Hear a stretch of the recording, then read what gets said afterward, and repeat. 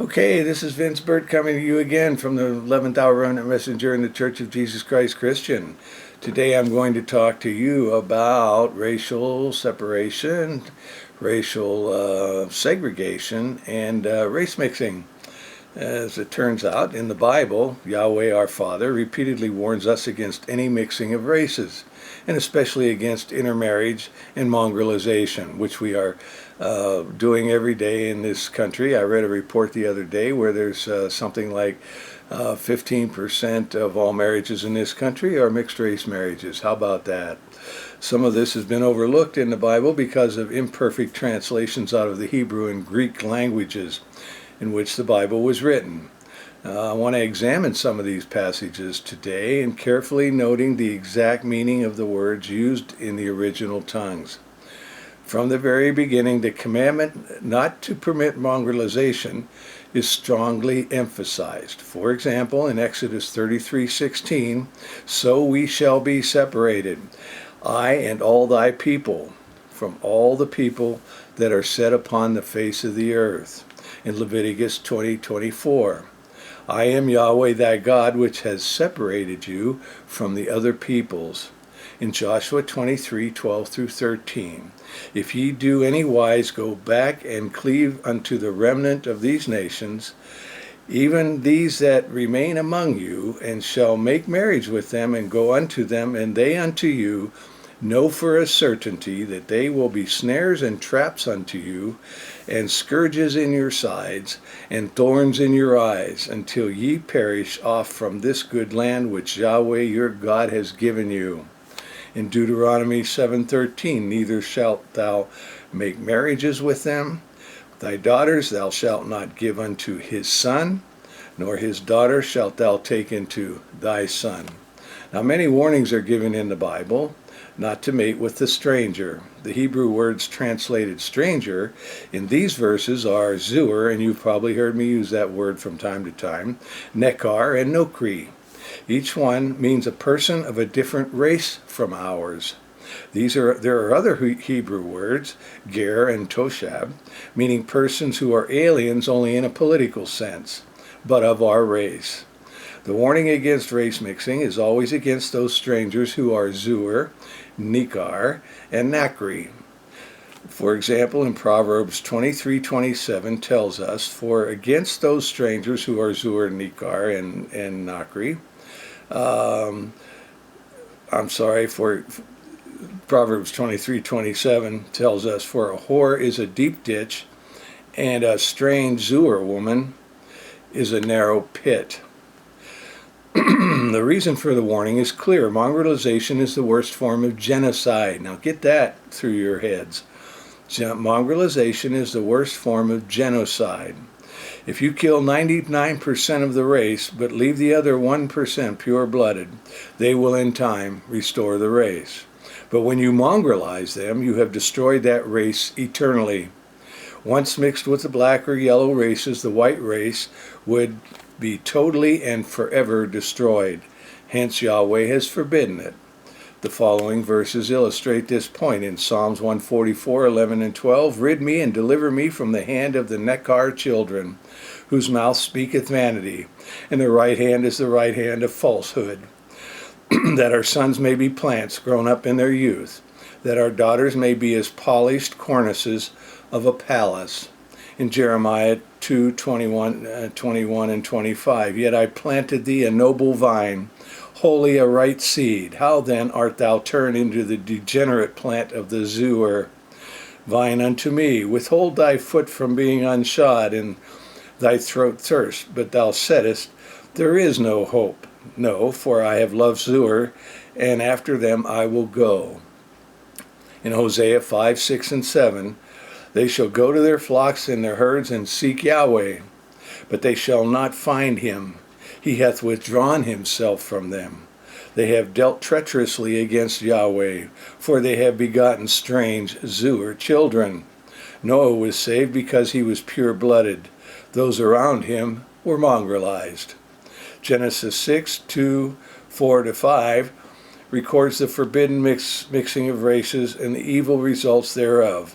Noah was a different story. He obeyed Yahweh and he obeyed Yahweh's law against mixing of the races. In Genesis 6:9, Noah was a just man and perfect, and the Hebrew is tamim, without blemish. In his generations, Toledah, that's his descendants and ancestry. Hence, Noah and his family were saved while the mongrels were wiped out. Mongrelization is a sin for which Sodom and Gomorrah were destroyed. A lot of people think it was about the homosexuality, and that was in part true. In Jude 1:7, even as Sodom and Gomorrah and the cities about them in like manner, giving themselves over to fornication and going after strange flesh, are set forth as an example, suffering the vengeance of eternal fire. Now, those who seek to force integration in the schools and churches are now beginning to admit that their real purpose is to bring about racial intermarriage, and all you have to do is look throughout the fundamentalist and evangelical churches today to see the numbers of mixed blood congregations they have and how they're performing racial marriages in their church. Jubilee Christian Center in San Jose, California is a prime example of that. The pastor there panders to the blacks and the mongrels, and even has his daughter married to a black. Even without intermarriage, just allowing Negroes in white churches is in a disobedience to Yahweh. Do you say you didn't see that in your Bible? Well, that's only because the mistranslation conceals it from you. No doubt you were puzzled when you read the following in Deuteronomy 23:2. A bastard shall not enter into the congregation of Yahweh, even unto his 10th generation shall he not enter into the congregation of Yahweh. You wondered at this because an illegitimate child is not to be blamed for the sins of his parents. Why should the penalty extend for 10 generations that they may be legitimately born? Well, here's why. The Hebrew word mistranslated bastard is the word mamzer. It means a mixture, a half-breed or mongrel. It has nothing to do whether a child's parents were married, but it refers to the forbidden mixture of races.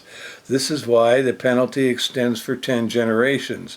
It shows how seriously Yahweh treats this sin.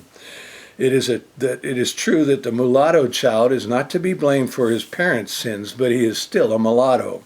The first generation would be a half-breed, and the second would have at least a quarter of the black blood, then the third at least an eighth, and the fourth a 16th, and so on. In the 10th generation, the Negro blood may be as small as 1 part per 1,024, yet Yahweh says that this is still too much to be allowed to enter into the congregation of Yahweh. So if you admit that your church is not worthy to be called the congregation of Yahweh, then perhaps this doesn't concern you. But if your church is or trying to be the congregation of Yahweh, hadn't you better obey Yahweh's own commandment concerning it? Call this to the attention of your minister. He will probably ask you to leave his church, though. The unfortunate children of such marriages are not the guilty ones. The sin is that of their parents. The fact that they cannot help what they are does not change the permanent fact that they are what they are. The experience of thousands of years has demonstrated that the dark races do not have what it takes to produce white man's high civilization. They have never had it in their own lands, and they only have it here because we, the white majority, until about a year ago, we are a white minority in this United States today. We make it so. The mixed breed is the same. They don't have the proper measure, those qualities which Yahweh so carefully implanted in the white race to carry out certain purposes which he has assigned to us, we whites. Recognition that Yahweh made these races different does not imply hatred or contempt for any of them. Don't believe the rhetoric that comes across the internet that I'm a hate group or that I hate any of them. I don't. We should be separated. We should be segregated. We should be apart from these people. They seek to destroy us, and they seek to demean us, and they seek to belittle us, and they want what we have, but they don't want to pay for it. Okay. Our differences in the races have purposes which must be respected. I do not expect the family cat to sing like a canary, nor the canary to keep the mice out of the kitchen. If I do expect I'm sorry, I lost my place there. If I went quail hunting, which I don't hunt, I won't until I have to, I would not expect a horse to point quail for me. Neither would I try to saddle and ride the best hunting dog in the world. All the family pets are equally loved, and none are despised because he can't do what some of the other dog does. Each has his own purpose, and trying to mix them up or interbreed them can only harm them. I know that there are many people to whom these facts are new. There are also many who have learned the evil lesson that they can get more money or more political popularity by violating these laws of Yahweh than by obeying them. Some of you might not like being reminded of these things, but remember, I did not write the Bible. Yahweh wrote it through his prophets. His commandments are always right, for our own good, for the very survival of our white race upon the earth, and that we may face Yahweh with a better conscience. We had better obey the laws of Yahweh. So, race mixing is rampant throughout this country.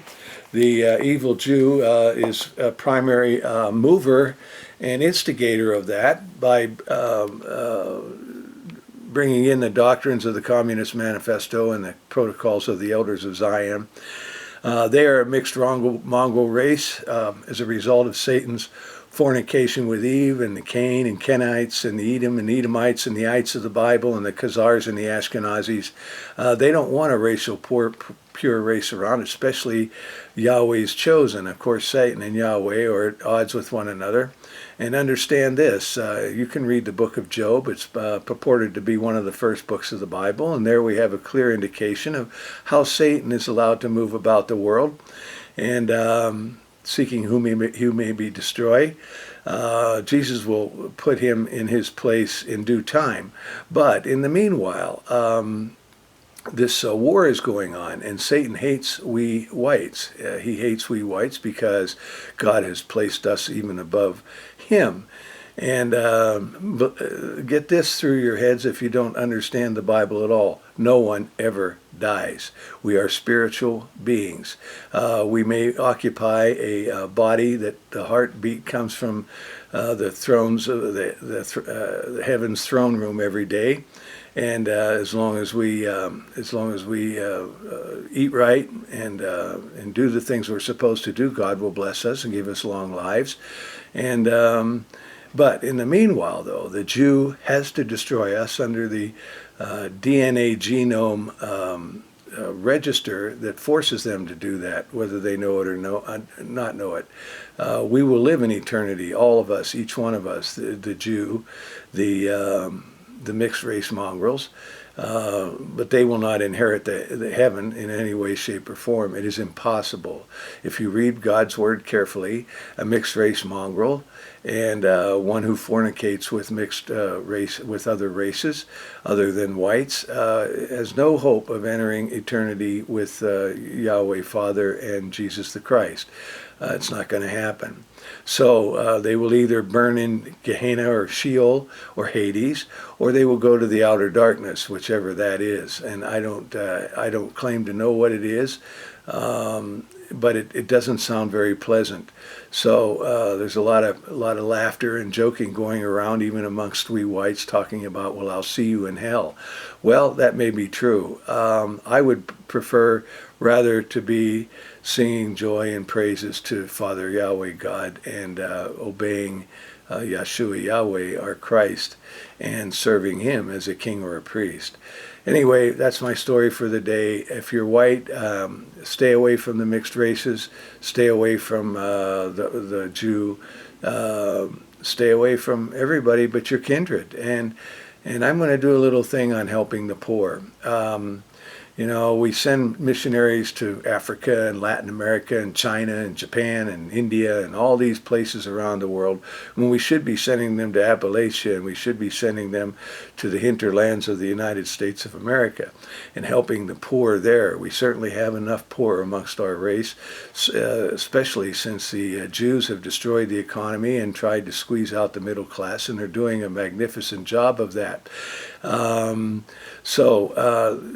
know, even the Muslims in their Quran are obliged to give alms to the poor. And if you're ever in a Muslim country, and I've been in several, you will see this as a regular active duty generally every day. It's not much. They don't give much, but they give what they can, and they give alms to the afflicted who are begging on the corners with no legs, no feet, with leprosy or blind or any number of affliction. But these are seriously poor people. These aren't poor with cell phones and plasma TVs in their house.